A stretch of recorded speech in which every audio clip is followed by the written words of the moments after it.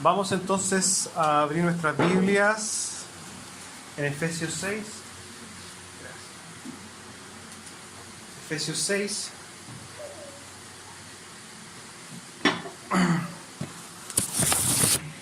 Para no leer tanto, ya que hemos leído tantas veces, vamos a partir leyendo en el versículo 17.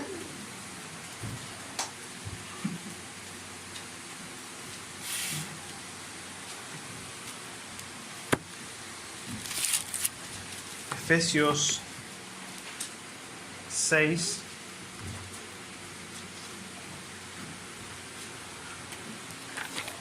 Versículo 17 y vamos a leer hasta el 19.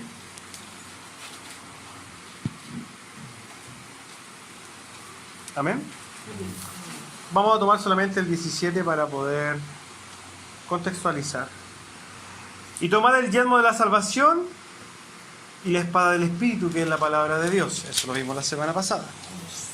El versículo 18 dice: orando en todo tiempo, con toda oración y súplica en el Espíritu, y velando en ello con toda perseverancia y súplica por todos los santos, y por mí, a fin de que al abrir mi boca me sea dada palabra para dar a conocer con denuedo el misterio del Evangelio. Tome asiento. Hoy día estamos viendo el sermón número 9 de la armadura de Dios. Se ha alargado un poco y eso también es bueno.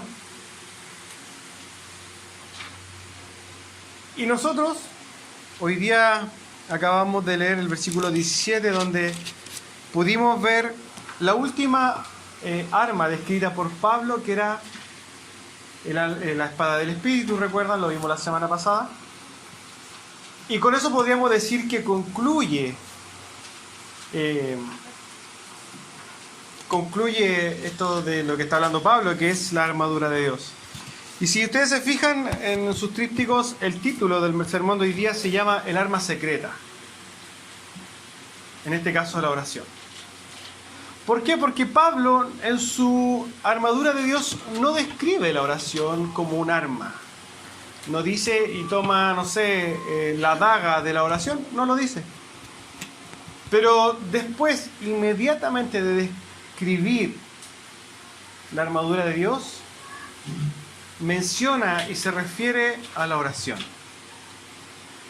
Podríamos decir, y haciendo una analogía, si pensáramos en esta armadura, que es como si fuera la armadura de Tony Stark, ¿cierto? Esto sería como, la oración sería la energía de la armadura. Toda la armadura que nosotros podamos utilizar sin esta energía, es como la sangre de la armadura, que es la oración, no tendría ningún sentido. Y hoy día vamos a hablar de esto, de la oración.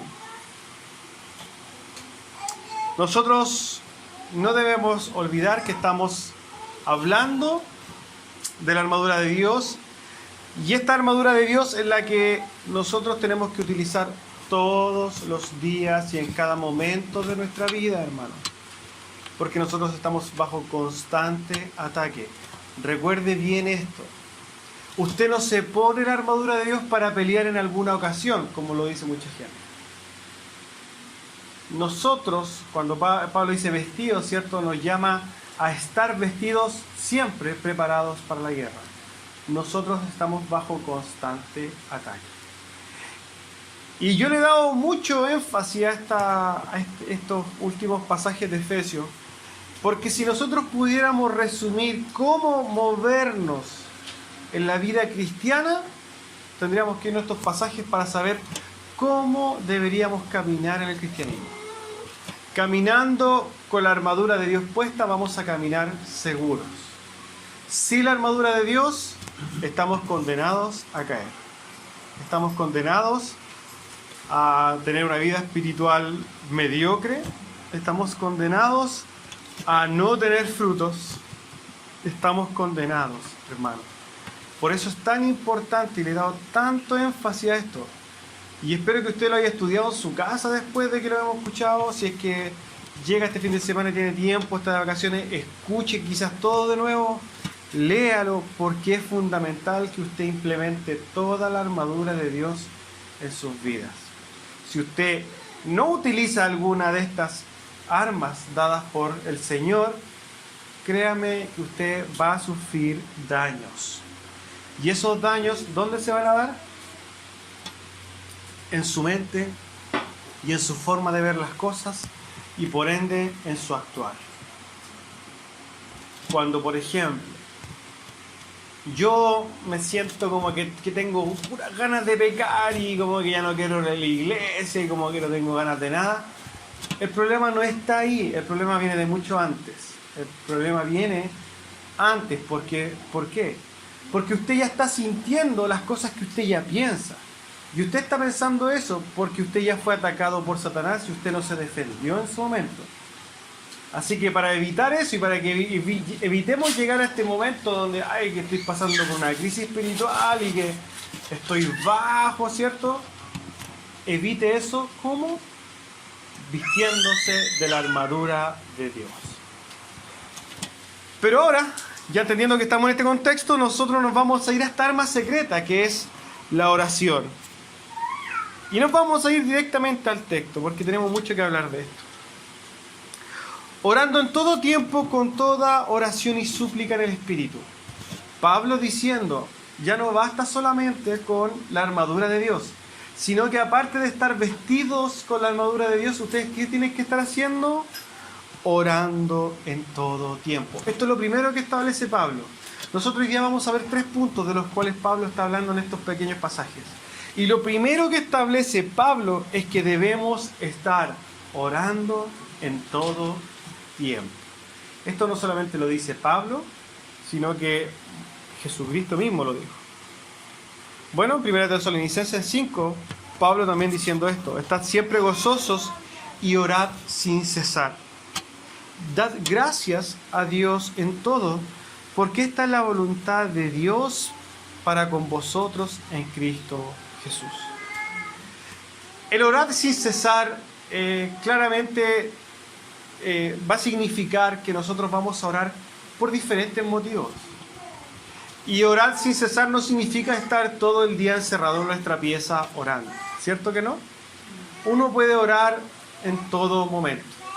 Desde el momento que va manejando y empieza a orar a Dios, porque usted nunca está solo, ¿cierto? Desde el momento que usted tuvo una buena noticia y le da gracias a Dios y empieza a orar a Dios. Desde el momento que usted tiene miedo y empieza a orar a Dios.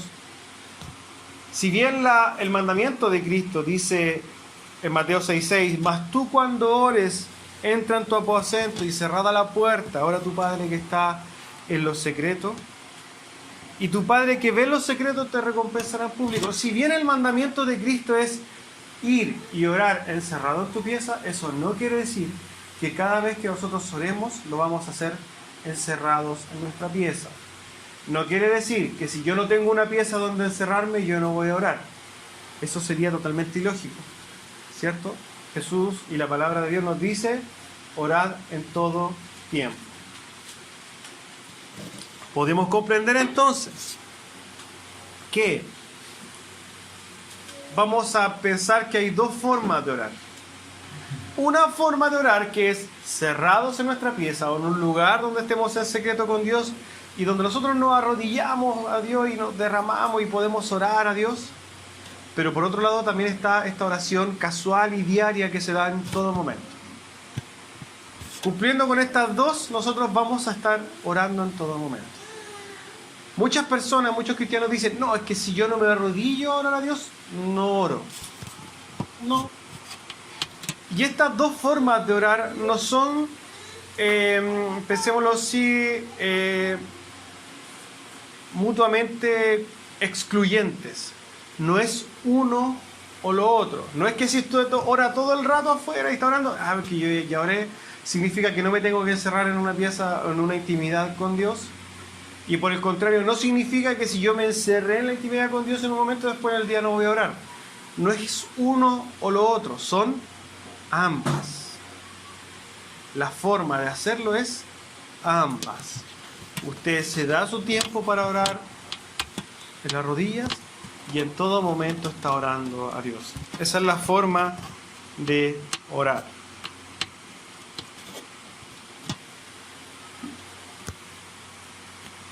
Respecto de la oración casual, mucha gente dice, no, es que yo no oro en cualquier lado porque lo encuentro poco solemne. Y si bien podríamos decir que claramente no es lo ideal estar orando en el auto, por ejemplo, nosotros lo podemos hacer. Pero claro, yo creo que ahí podríamos entrar en lo que se llama la objetividad para entender el respeto en la oración. Porque es muy diferente, por ejemplo, si yo estoy en una oración casual y volviendo al auto, yo estoy en el auto y empiezo a orar a Dios, y empiezo a orar a Dios y no sé, pues me empiezo a escarbar un diente mientras estoy hablando con el Señor, claramente nosotros entraríamos en una posición poco referente y poco entendida. O me empiezo a meter las dedos a la nariz, Señor. Eso también creo que hay sentido común para las cosas. Si nosotros vamos a orar casualmente en un lugar, lo ideal es que mantengamos los mínimos criterios de solemnidad. No me puedo estar orando a Dios y rascándome, por ejemplo. Creo que esto tiene que ver también con el entendimiento de que Dios está en todo momento con nosotros. El llamado a esto es lo siguiente. Si bien no tenemos que ser extremistas al decir que, bueno, es que si yo no me arrodillo no hay oración. No es tanto así. Pero sí nosotros tenemos que resguardar los mínimos criterios de solemnidad, podríamos decir, para orar casualmente. Está más de más decirlo cuando estamos arrodillados. Si yo estoy arrodillado no puedo estar orando, no sé, haciendo costumbres que nosotros acostumbramos. Tenemos que entender que estamos orando a un Dios santo. Y ojo que Él ve los secretos, así que no hay secretos para Él. ¿Ya? Cumpliendo estas dos funciones de orar casualmente, pero siempre guardando los parámetros de solemnidad, y orando en nuestra habitación, nosotros debemos mantenernos. Este es el llamado a Pablo. Oremos sin cesar.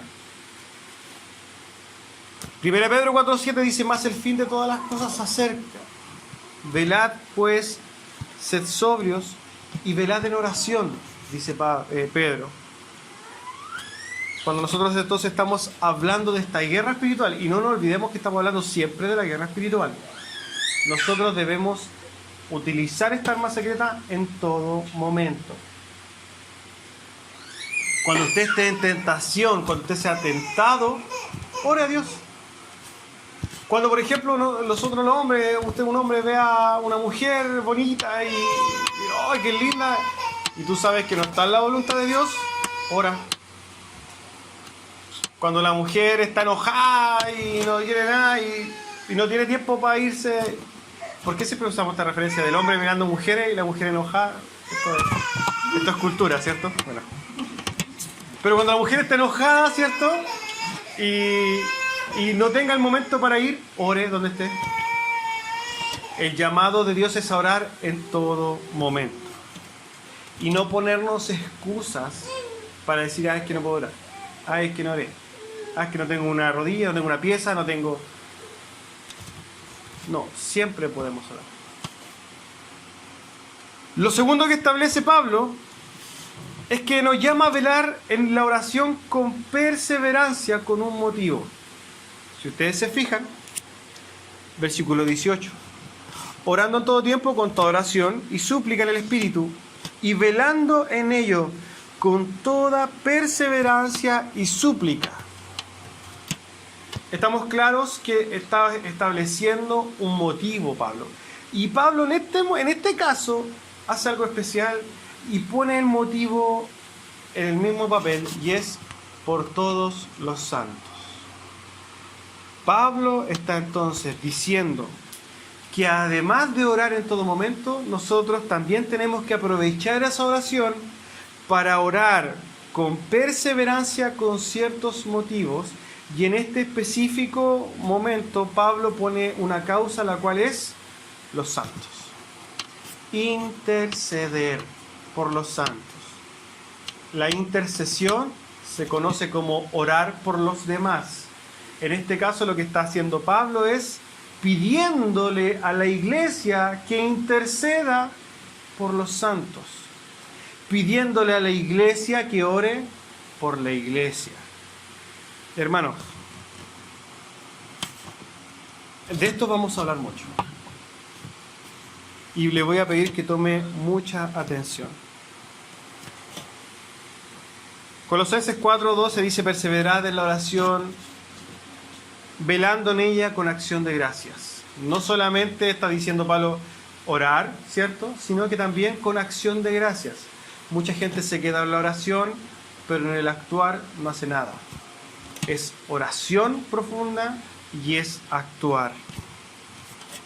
Santiago 5:16 dice: confesaos vuestras ofensas unos a otros y orad unos por otros, para que seáis sanados. La oración del justo puede mucho. Tenemos que entender esto. La oración de los justos es bidireccional. ¿Qué quiere decir esto? Tiene dos direcciones. Cuando nosotros oramos por nuestros hermanos, estamos bendiciendo a nuestros hermanos y nos estamos bendiciendo a nosotros mismos. ¿Por qué? Porque Dios llama y dice que la oración del justo puede mucho en beneficio de los hermanos, pero yo también al estar orando soy totalmente bendecido a través de la comunión con Dios. La verdad que nosotros cuando nos vamos a la Escritura nos vamos a dar cuenta que el llamado de orar por nuestros hermanos está en toda la Escritura. Pablo hace hincapié importantísimo en orar por nuestros hermanos. Pero aquí nosotros tendríamos que analizar y tratar de profundizar el texto, y es: ¿por qué yo debería orar por mis hermanos? ¿Cuál es el motor? Nosotros hablamos del motor del cristiano, ¿se acuerdan? Espero que lo haya acordado. El cristiano tiene un motor, y ese motor se llama amor. Todo lo que nosotros hacemos debería ser gatillado, alimentado, movido. ¿Por quién? Por el amor. No porque yo quisiera amarme a mí mismo, sino por amor a los demás. El corazón del cristianismo es amor a los demás. Morir a mí mismo, tal como Cristo murió a sí mismo, para amar a los demás, tal como Cristo se entregó gratuitamente por los demás. Si nosotros queremos ser imitadores de Cristo, deberíamos entonces amar a los demás. Si nosotros somos imitadores de Jesucristo, deberíamos morir a nosotros mismos para amar a los demás. Ese es el corazón de la práctica cristiana. Nosotros nos movemos por amor. Primera de Juan 4:20 habla de esto. Y si alguno dice yo amo a Dios y aborrece a su hermano, es un mentiroso. Pues el que no ama a su hermano a quien ha visto, ¿cómo puede amar a Dios al cual no ha visto? En otras palabras, lo que está diciendo aquí Juan, no es que está hablando de aborrecer o de odiar, sino que de alejarse. Dice, el que no ama, pero se aleja. Cuando utiliza la palabra aborrecer en este contexto, está hablando de alejarme. El que no ama, y estamos hablando de amor como la Biblia lo describe. ¿Se acuerdan cómo la Biblia describe el amor? Primera de Corintios 13. Lo vamos a ver un poquito más adelante. Pero lo que está diciendo Dios aquí es lo siguiente: si tú, hermano mío, no amas a tu hermano, no puedes decir que amas a Dios. Si tú vives individualmente pensando en ti, ya con suerte en tu familia, pero si tú no vives pensando en el cuerpo de Cristo, tú, hermano, no puedes amar a Dios. Porque el amar a tus hermanos es una manifestación de que tú amas a Dios. Tú amas a tus hermanos, ¿por qué? Porque tú amas a Dios. Es como las obras. Yo no hago obras porque sí, ¿cierto? Sino que yo hago obras por una razón, por una posición, porque yo soy hijo de Dios. Porque yo amo a Dios, tengo obras. Bueno, déjeme decirle, hermano, que una de las obras más importantes que pide Cristo es: ama a tu hermano. Las obras más buenas, de las que Dios más habla no es cruza a la abuelita de la esquina, baja el gato del árbol o dona la Teletón. No. Dios no pone estas buenas obras, entre comillas, como primordiales. Las obras de las cuales habla Dios, adivinen cuál es. Ama a tu hermano. Ama a Dios. Y esto va totalmente de la mano. ¿Se acuerdan cuando a Jesús le preguntaron, Rabí, ¿cómo tú reducirías los 10 mandamientos? ¿Qué es lo primero que dice? Jesús le da 2 mandamientos. 2 mandamientos que para nosotros deberían estar en nuestra mente en todo momento. Porque son los mandamientos más importantes que Cristo puso. El primero, amarás a tu Dios con todas las fuerzas de tu corazón, con toda tu mente, con toda tu alma, con todo el espíritu. Tú lo amarás a tu Dios. Lo primero. Y lo segundo, ama a tu familia. No, me equivoqué. Ama a tu prójimo como a ti mismo. Y tu familia es tu prójimo, pero tus hermanos también son tu prójimo. Aquel que te miró feo aquí en la iglesia es tu prójimo. El que no te saludó es tu prójimo. El que te miró feo es tu prójimo. Y Cristo dice, ámalo como a ti mismo. Amén. El evangelio mundano del día de hoy se ha contaminado con la frialdad respecto a las relaciones personales en las iglesias. En las relaciones personales entre hermanos. La iglesia, la voy a llamar la iglesia general, está contaminada del individualismo que te impone la sociedad. Hoy día, si ustedes se dan cuenta, las iglesias están llenas de yo y mi familia. Yo y mi familia estamos en guerra con la otra familia de hermanos. Y eso no es cristiano, hermano. Eso es totalmente mundano. Hoy se vive un evangelio egoísta donde solo me preocupo por mí y mi núcleo familiar. Como que si la iglesia estuviera compuesta por grupos familiares. Y no es así. Porque recuerde que cuando usted entra en la categoría de hijo de Dios, usted ya no es hermano de su hermano carnal. Usted es hermano de su hermano en la fe.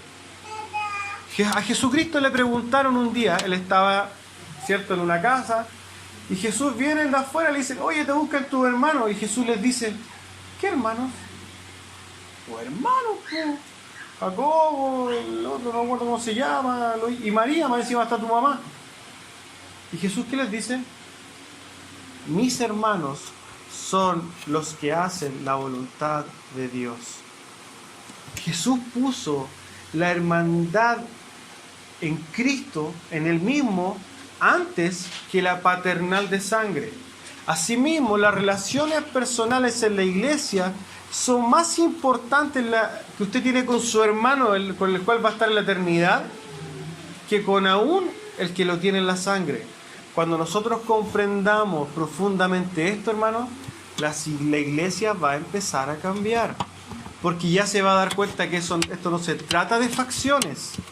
No es que aquí están los Juanitos de los Pérez, aquí están los Covarrubias y ahí están los Sagredo, no sé. No, hermanos, somos un cuerpo. Y todos deberíamos movernos como hermanos. Un solo cuerpo. Fíjense lo que describe Hechos 1:14.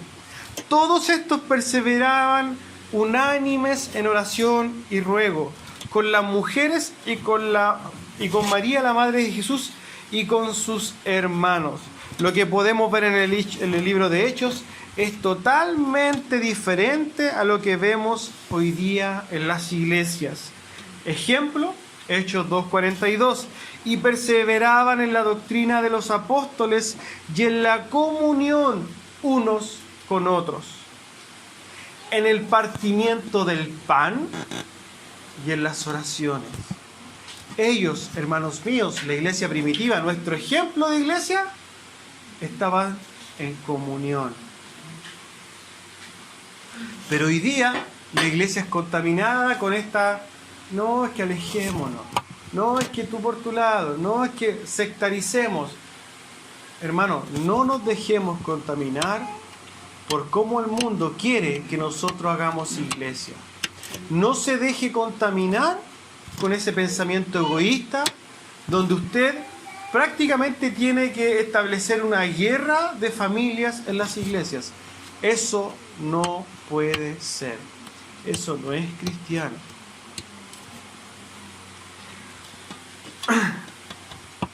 Cuando hablamos de comunión, muchos hermanos dicen, no, es que mejor no nos acerquemos tanto a la iglesia porque nos van a fallar y nos van a herir. No, es que no nos alejemos a la iglesia porque, no, si vamos al domingo nomás. Si el domingo tenemos que cumplir y ahí está. No, es que no nos acerquemos a la iglesia porque usan cada pretexto las personas para no ser parte de la iglesia, hermanos. Es terrible. No, es que no compartamos la intimidad porque podemos tener roces y la idea es mantener las cosas bien. Pero la Biblia dice que es necesario que entre vosotros haya disensiones para que seáis probados. Pensemos en esto. Pensemos que nosotros vamos a tener una iglesia donde nadie va a ser partícipe con nadie. Vamos a juntarnos los domingos nomás y nos vamos a ir para la casa. Pensemos en esto. Yo quiero preguntarle, ¿qué pasa con una persona que viene el domingo y se va para la casa? No comparte con la iglesia, no sufre en la iglesia, no es mirado feo en la iglesia, no es atacado en la iglesia, no sirve en la iglesia. Pasará lo siguiente. Lo primero es que esta persona no va a poder servir a Dios. Es lo primero que podemos ver. Porque servir a Cristo, servir a Dios, servir a la obra eterna de Dios, no solamente es enviar abonos económicos, no es mandar ofrendas. Esa no es la forma de servir en la iglesia, hermano. La forma de servir en la iglesia es ser copartícipe de las aflicciones de sus hermanos. A través de la coparticipación, de la comunión con sus hermanos, usted va a poder servir. Si no, va a ser como el náufrago que nunca alguna vez conoció el mar y no va a tener idea qué va a hacer con el timón. Un marinero diestro se forma en las tormentas. Si usted quiere ser un soldado preparado para Dios, sufra. Ponga sus manitos ahí a trabajar. Me acuerdo una vez una persona que tomó una escoba y barrió 5 minutos y le salió una ampolla, ¿cierto? ¿Por qué? Porque nunca había barrido y se dañó al tiro. No pudo barrer más. Asimismo, si usted va a querer servir, pero usted no fue trabajado antes, usted no va a durar nada, va a ser como un volantín en la lluvia. Se va a romper al tiro. Dispóngase y dispóngase a sufrir, porque a través del sufrimiento, de la entrega, usted va a empezar a crecer. Como consecuencia, lo segundo, nunca va a crecer. Usted venga el domingo a la iglesia, váyase a la casa, vuelva el próximo domingo y no participe con la iglesia y usted nunca va a crecer. Y eso se lo firmo. Usted va a ser de esas personas que lleva 10 años en el cristianismo y va a seguir siendo la misma persona. ¿No he escuchado esto de que hierro con hierro se aguza? Eso quiere decir que si nosotros tuviéramos 2 placas así como de hierro con todas estas imperfecciones y acá tenemos otras con muchas imperfecciones y las empezamos a lijar las unas con las dos, con la otra, ¿sabe lo que va a pasar? Se van a empezar a alisar hasta que va a llegar un punto donde van a caer perfectos. Así mismo pasa en la iglesia. Usted está lleno de imperfecciones. Yo también tengo unas cuantas. Y muchas. Y el de allá, hermano, va a tener otras cuantas. Pero la única forma de que usted con el otro se vaya afiatando es que esas imperfecciones se vayan chocando. De que usted vaya siendo herido y aprenda a perdonar. Y a través de eso usted va generando un cuero de chancho. ¿Cierto? Que usted lo mire feo y perdone. Y después ya con el tiempo no le va a importar que lo miren feo. Cuando usted lo traicionen, llore, se refugie en Dios y empieza a crecer y a entender que su refugio no es el hermano, sino que Cristo. y usted va a empezar a crecer. La única forma de crecer, hermanos, es siendo copartícipe de las aflicciones en la iglesia. Es teniendo disensiones entre ustedes. ¿Va a sufrir? Sí, pero es para su bien. También se va a gozar mucho. Y créame que va a tener un gozo que no puede explicar, porque Dios hace las cosas así. Pero lo primero que tiene que hacer usted es ser partícipe activo de la iglesia. Y no solamente significa venir los domingos al culto, sino que ser parte de la iglesia. ¿Cuántas veces, y esta es una pregunta para usted, no me la responda, cuántas veces usted ha llamado a un hermano con el cual no tenga relación, lo vea los domingos? ¿Cuántas veces usted lo ha llamado y le ha dicho, ¿cómo te sientes? Hermano, anímate. Hermano, cuéntame, yo te puedo, no sé, te puedo escuchar. Hermano, ¿necesita ayuda? Yo quiero que usted se pregunte, ¿a cuántos hermanos ha llamado usted para preguntarle cómo está? Yo les dije, y se lo he dicho muchas veces, la función de animar a los hermanos, la función de orar por los hermanos, la función de ser un sostén para los hermanos, no es exclusiva del pastor. El Señor puso a la iglesia para que haga eso. Lo dice ahí, animaos los unos a los otros, exhortaos los unos a los otros, orad unos por otros.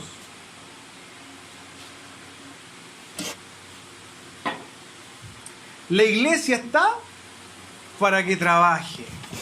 La iglesia no está para ser un receptor de lo que se supone, entre comillas, el pastor puede llegar a ser. Yo soy humano y me voy a cansar. Y no tengo 600 horas en el día ni 25 días en la semana. No. No puedo estar en sus casas todos los fines, todas las semanas. No. Para eso está la iglesia. Lo tercero que va a pasar con una persona que viene solamente los domingos. La iglesia se transforma en un lugar religioso donde solo cumple su asistencia y después vuelve a la realidad donde va a pasar algo. Usted después ya ni siquiera va a querer ir. Si usted va a una iglesia de prosperidad, sí, porque le va a decir que usted es bonito y todo el tema. Pero una iglesia donde se predique la Biblia, usted no va a querer volver. ¿Por qué? Porque esto puede ser una religión, hermano. Una religión en la cual yo voy a aliviar mi conciencia y me voy. Y eso significa que usted, los que son fuertes, usted está bajo la ira de Dios porque usted no es hijo de Dios. Lo cuarto es que usted no forma parte del cuerpo de Cristo. Lo quinto, no puede ser como Cristo. Usted nunca va a poder cumplir la voluntad de Dios si usted no forma parte de la iglesia. Porque acciones fundamentales, órdenes fundamentales dadas por Cristo tienen que ver con la iglesia. Si usted viene a la iglesia el domingo y después se va, usted no está siendo partícipe. No basta, hermano, con escuchar el sermón. Usted tiene que ser copartícipe. Y me quiero colgar de esto, aprovechando de que estamos hablando de esto, porque nosotros tenemos una forma de orar todos juntos como iglesia. Tenemos una forma de tener una comunión mínima a través de un grupo de WhatsApp, donde nosotros estamos unidos en oración y donde muchos hermanos ni siquiera son capaces de mandar un amén, porque lo encuentran absurdo, porque lo encuentran estúpido quizás. Pero hermanos, la función de cada uno de nosotros es animar a nuestros hermanos. Decirle a mi hermano, yo estoy contigo, yo estoy orando por ti. Yo no sé si usted no pone el amén porque no ora o porque no quiere ser expuesto cuando no ora. Pero cuando usted pone un amén, le está diciendo a la demás gente, hermano, yo estoy orando por ti. Cuando todos en el grupo decimos, ¿sabes qué? El hermano Juanito está pasando por un problema. Ay, tenemos la cadena de oración. Nosotros estamos orando por él. Porque está pasando algún problema. Porque nosotros como iglesia necesitamos ser sostenidos. Yo como pastor, que están las peticiones, ore por su pastor. Cuando yo veo a un hermano que no pone, yo digo, bueno, este hermano piensa que mis fuerzas son superlativas y yo soy una máquina espiritual y que no necesito ser sostenido en oración. Sí necesito ser sostenido en oración porque soy una persona, porque soy tan perverso como cualquier persona y porque soy débil. Y si usted como iglesia no es capaz de ayudarme a mí, orar por mí, porque entre comillas usted me ama como yo lo amo a usted, lo único que le estamos diciendo es ponga un amén para saber que usted está con nosotros. Yo espero, hermano, sinceramente, que no haya ni una excusa de usted absurda para decir no, es que yo no lo voy a poner porque no hay excusas. Espero en Dios y en Cristo, por favor, que el lunes en la mañana, el lunes, cuando nosotros nos juntemos a orar, por ese motivo usted diga, aquí estoy, hermano. Y cuando usted vea los 20 amén, 30 amén en el grupo, créame que usted también se va a sentir bien. Y se va a sentir apoyado. Y se va a sentir que forma parte del cuerpo. Y espero que así sea. Lucas 6:27 dice, pero a vosotros, los que oís, os digo, amad a vuestros enemigos y haced bien a los que os aborrecen, bendecid a los que os maldicen y orad por los que los calumnian. Imagínense los parámetros que pone Cristo. Nos está diciendo que bendigamos a los que nos persiguen. ¿Cuánto más a nuestros hermanos? Volviendo al tema del amén. Si no lo quiere hacer por usted, hágalo por quién? Por sus hermanos. Hágalo porque eso se trata de morir a usted mismo y hágalo por los demás. Si somos llamados a bendecir a nuestros enemigos, ¿cuánto más a nuestros hermanos? Por eso Pablo está diciendo esto. Oren con perseverancia por todos los santos, porque ¿saben qué? Cada uno de ustedes necesita ser sostenido en oración. Y adivinen quiénes son las herramientas de Dios para sostenerlos a ustedes en oración. ¿La iglesia del Himalaya? No. Ustedes mismos. Nosotros mismos somos parte de un cuerpo y tenemos que sostenernos en oración. La gente de Temuco también nos sostiene en oración y ora por nosotros como cuerpo. Pero nosotros no nos conoce todo el mundo. Quizás los de Puerto Montt están también orando por nosotros. Quizás en el tabernáculo, quizás los que escucharon de nosotros en Inglaterra también oren por nosotros. Pero es función fundamental de nosotros mismos orar por nosotros, hermanos.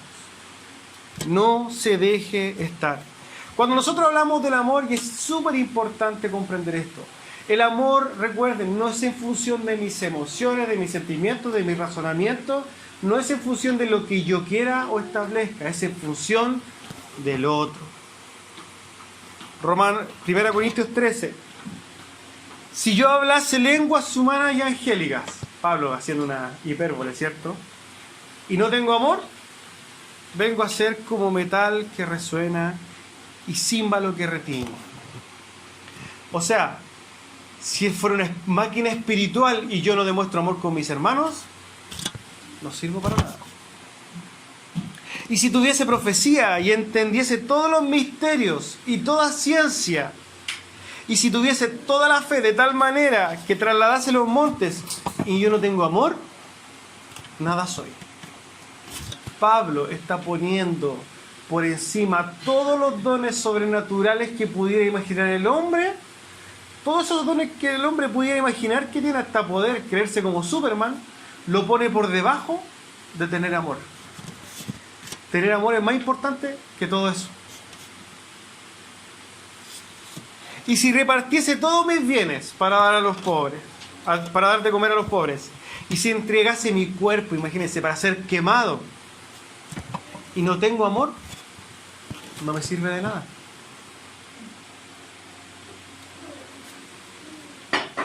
Si nosotros vendiéramos la casa y le podemos dar de comer a todos los pobres de la población, y yo no amo a mis hermanos, Dios está diciendo, estas son palabras de Dios. Dios dice, no sirve. Pero fíjese lo que dice esto, y esto es lo que quiere Dios de cada uno de nosotros, hermanos. El amor es sufrido. ¿Qué quiere decir? Que usted cuando entrega amor, va a sufrir. Bienvenido el sufrimiento cuando se da amor. Puede que sus dedos al mandar el amén se carcoman y sea sufrimiento, no importa, sufra. Es benigno. Usted busca el bien de los demás. El amor no tiene envidia. Usted, es que el hermano está súper bien, yo no voy a orar por él, porque está bien, ¿para qué? Mejor voy a orar por mí, para que a mí me vaya mejor. No, el amor no tiene envidia. El amor no es jactancioso. El amor no se envanece, no hace nada indebido, no busca lo suyo, no busca su comodidad, no busca su felicidad, no busca su exaltación, no. El amor no se irrita, no se enoja, y espero que a pesar de estas palabras duras usted no se enoje, no se irrite y no guarde rencor, porque eso no es amor. No se goza en la injusticia, más se goza de la verdad. Todo lo sufre, todo lo cree, todo lo espera y todo lo soporta. Y por sobre todo, hermano, el amor de Cristo nunca deja de ser. Lo tercero que Pablo muestra es que la oración nos sirve para que su cuerpo sea dotado, respaldado, ayudado en algún objetivo, etc. Esto lo dice en el versículo 19. Y por mí, a fin de que al abrir mi boca me sea dada palabra para dar a conocer con denuedo el misterio del Evangelio. Nosotros entonces, a través de la oración, no solamente oramos por el bienestar y porque nuestros hermanos, sino que también oramos por ¿quién? Por los motivos, para que la iglesia dote a los demás. Fíjense que a modo hoy día que yo estoy expuesto claramente, yo necesito ser dotado para poder exponer la palabra de Dios. Y tiene que ser una obra de Dios ¿de qué? De que yo no me vaya por las mías y empiece a tergiversar la palabra. ¿Lo puedo hacer? Sí. Pero es Dios el que se va a encargar de que yo no lo haga. Y Dios lo va a hacer en respaldo ¿de qué? De nuestras oraciones.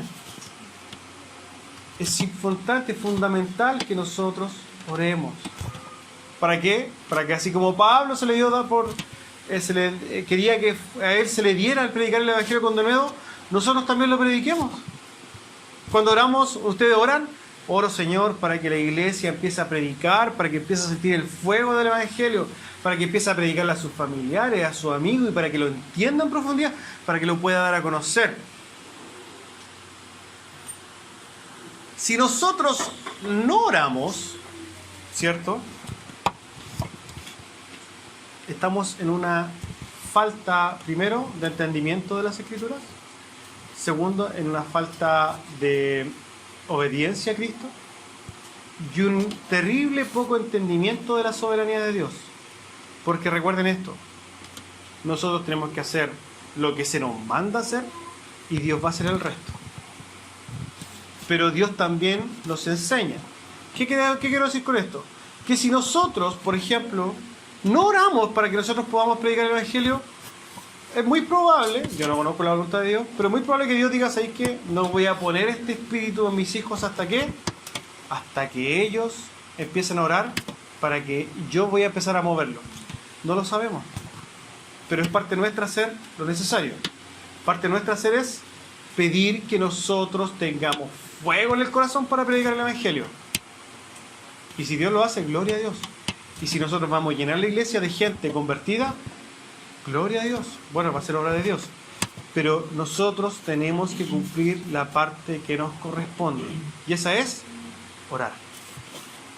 Y ceñirnos a las Escrituras y tomar los ejemplos bíblicos tal como lo dice Pablo. Si Pablo le está pidiendo a los de Éfeso que oren por él para que él pueda predicar, nosotros tenemos que orar para que nosotros podamos hacer cosas.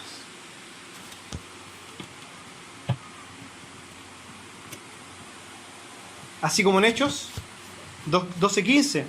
Así que Pedro estaba custodiado en la cárcel, pero la iglesia hacía oración sin cesar a Dios por él.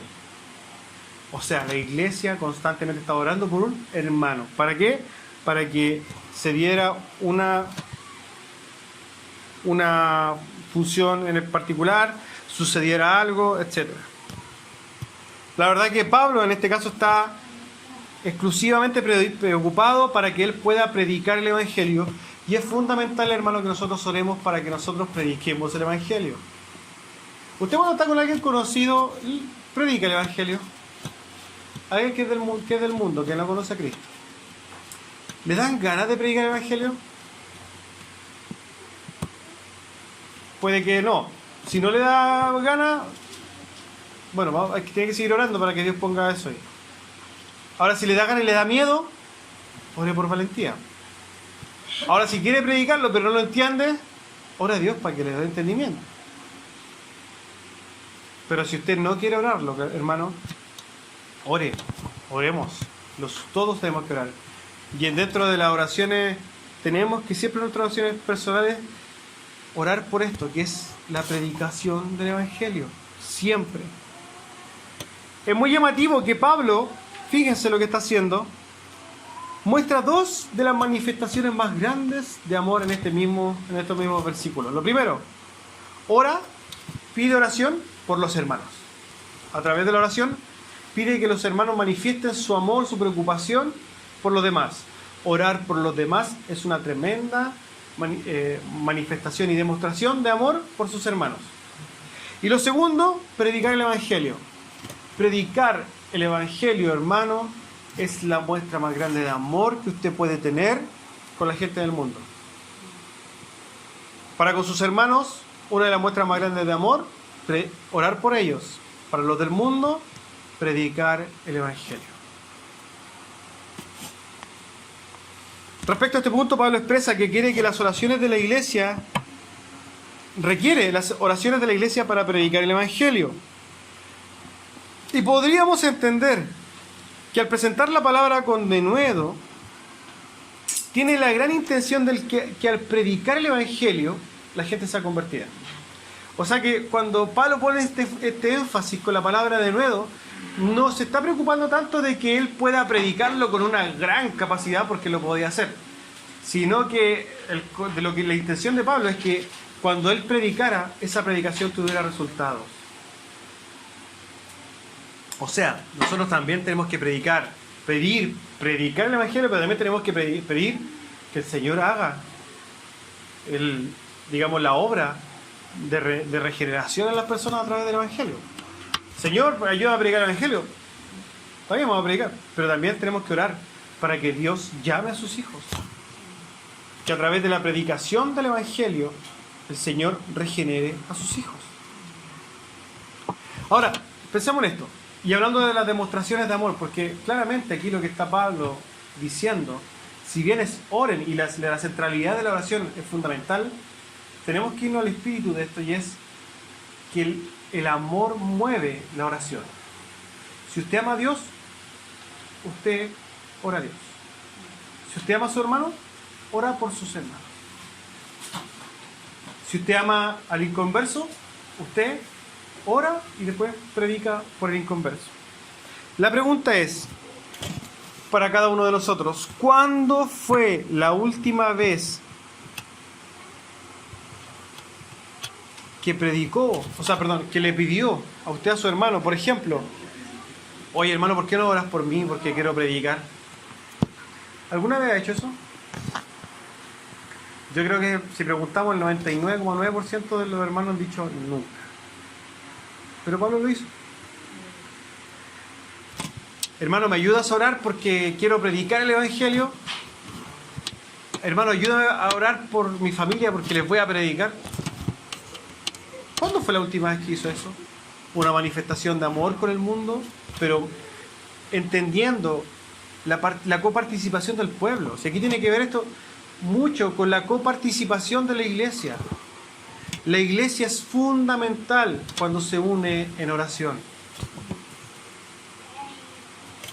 Siguiendo las demostraciones de amor, ¿cuándo fue la última vez que usted predicó el Evangelio al perdido?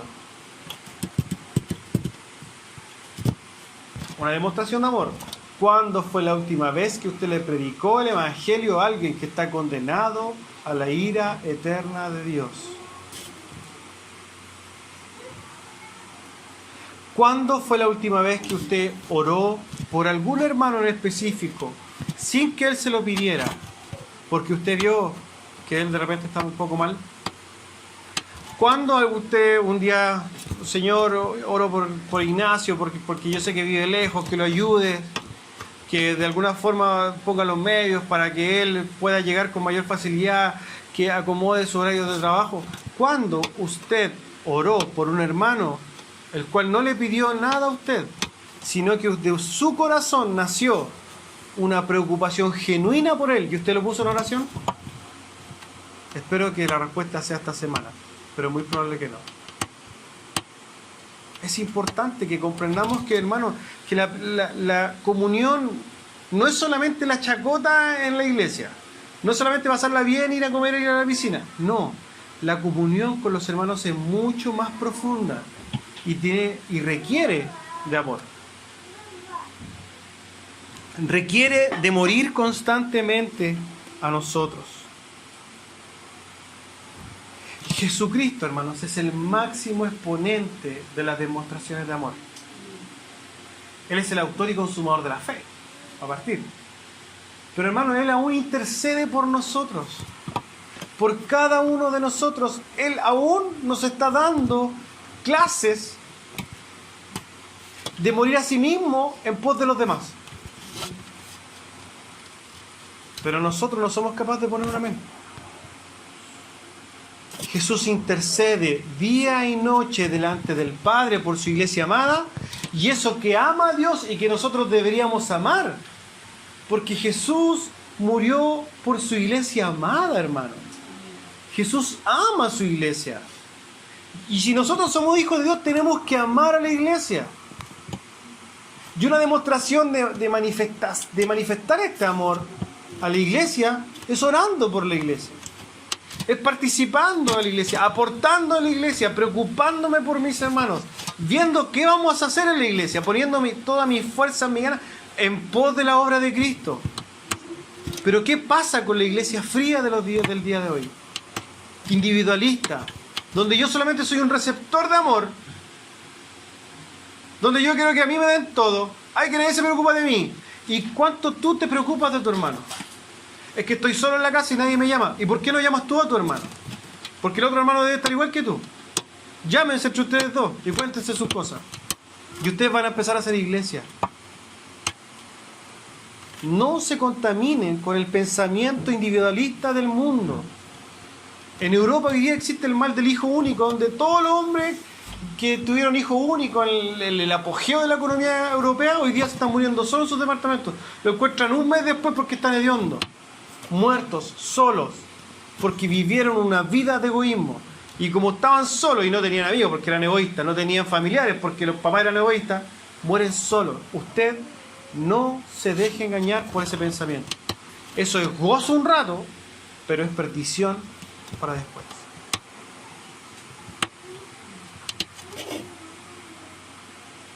Jesucristo, hermano, en la tierra también nos dio ejemplo de que Él oraba en todo momento. Jesús regala el evangelio, la palabra, sí va a orar.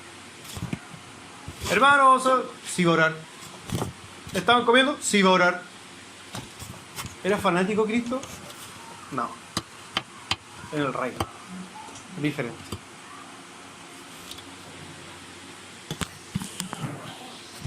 Para concluir,